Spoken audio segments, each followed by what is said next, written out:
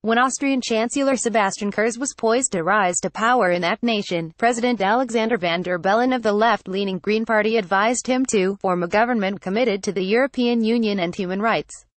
It was a not very veiled message about Austria's policies regarding migrants and refugees, a contentious issue during the recent elections. Those instructions clearly didn't sink in very well. Kurz's People's Party was aligning with the decidedly right-wing Freedom Party, and some new policies announced this week demonstrate a substantially different view of the migrant situation. Under these new marching orders, migrants attempting to enter the country will face new entry requirements and an enhanced vetting protocol which includes surrendering their phones, as well as forfeiting cash to help pay for the cost of supporting migrant populations. Daily Wire: the new government in Austria, made up of the Conservative People's Party and the far-right Freedom Party, both pledged to crack down on immigrants to the nation. And they've put their promises into practice. Phones will be seized upon entry, allowing border officials to analyze mobile data to determine migrants' identities, the Express newspaper reports. Money will also be taken from migrants and put towards the cost of caring for people arriving in the country. And benefits will be stopped for some migrants who have not yet paid into the country. The move comes as European Union Commissioner for Migration Dimitris Avramopoulos writes that Europe's migrants are here to stay. This is yet another move in the ongoing battle between different factions in the EU over open border policies and endless immigration. Of course, this fight has been going on for a while now. You may recall that the Green Party president, Alexander Van der Bellen, is only in office because the Liberals in Austria were knocked out of the 2016 elections in the first round and had to form a coalition with him.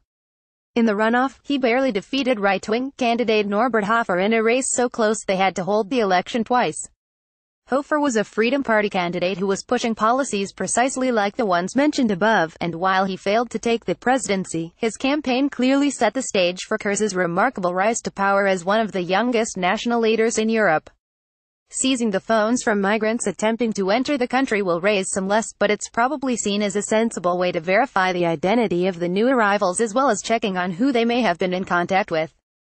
Taking their money to pay for the care and feeding of new arrivals will likely drive the Angela Merkel faction nuts, but Austrian mayors have already been complaining about how the swelling number of migrants has pushed their available resources to the breaking point. I ran across one interesting side note today while looking into this story. Kurz no doubt has plenty of enemies and critics in Europe, but they seem to include at least one person who does some editing at Wikipedia.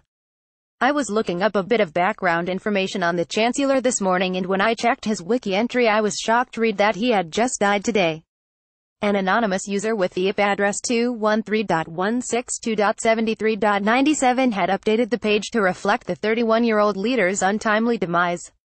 That entry has now vanished, but I saved a copy of the page. Click on thumbnail for size image. I don't know if Kurz needs to be his back more than any other government leader, but clearly there are some folks out there who aren't wild about him.